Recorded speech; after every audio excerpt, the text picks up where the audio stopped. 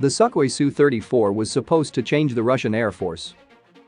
The twin-engine, twin-seat, supersonic fighter bomber, a highly evolved variant of the Su-27 air superiority fighter, promised to usher in a new era of high-tech, precision bombing. Instead, the Su-34s have flown into Ukraine lugging the same old dumb bombs.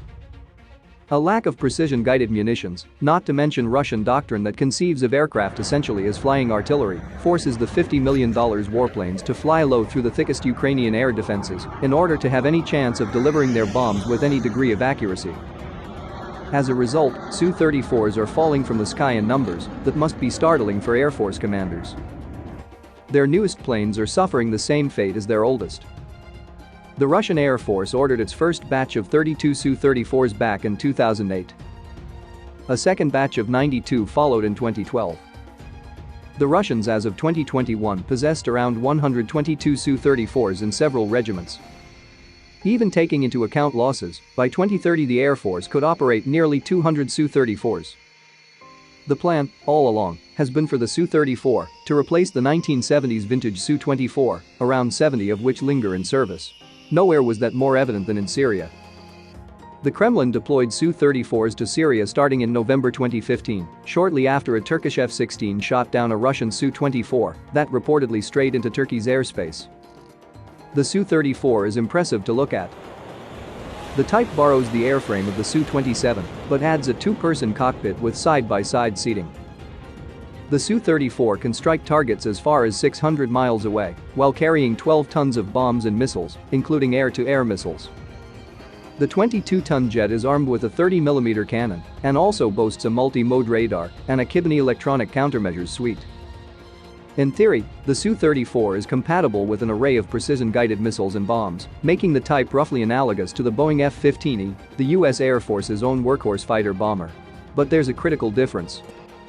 Where the Americans every year purchase thousands of satellite laser and infrared-guided missiles and bombs, frequently train with them, and use them in combat almost to the exclusion of unguided weapons, the Russians all but stopped buying guided munitions years ago owing to their high cost and, post-2014, the effect of foreign sanctions on Russian manufacturers of bombs and missiles.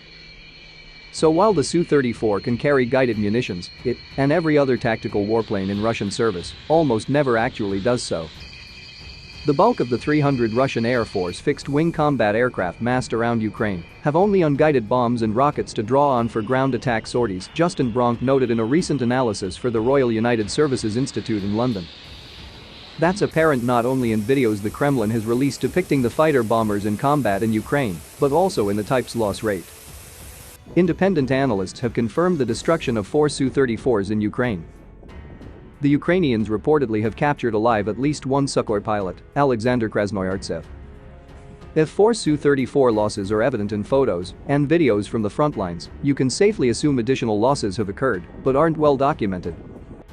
Only one of Russia's fixed-wing type has suffered worse in the current war, the subsonic Su-25 close air support jet, which flies even lower and slower than the Su-34 does. Ukrainian officials on March 18 claimed troops firing a shoulder-launched Stinger missile destroyed one Su-34. Officials in Kyiv a week later attributed another alleged Su-34 shoot-down to mobile air defense units. It's unclear whether they meant man-portable missiles or air defense vehicles.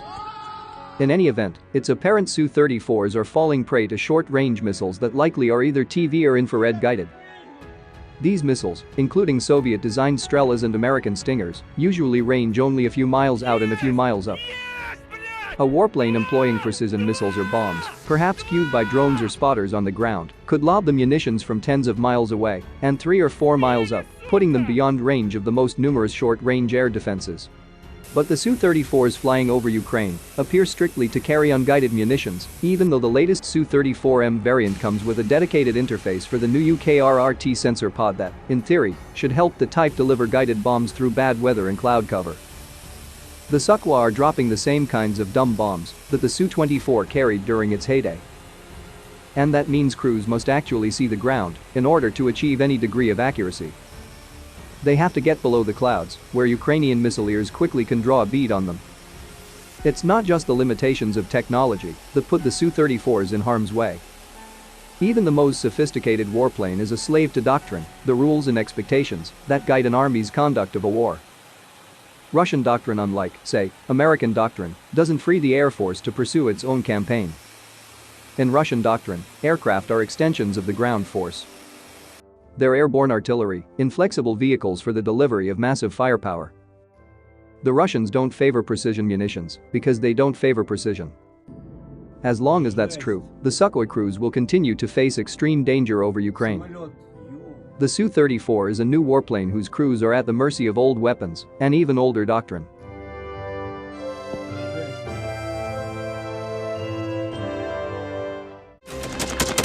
Thanks for watching, and don't forget to subscribe.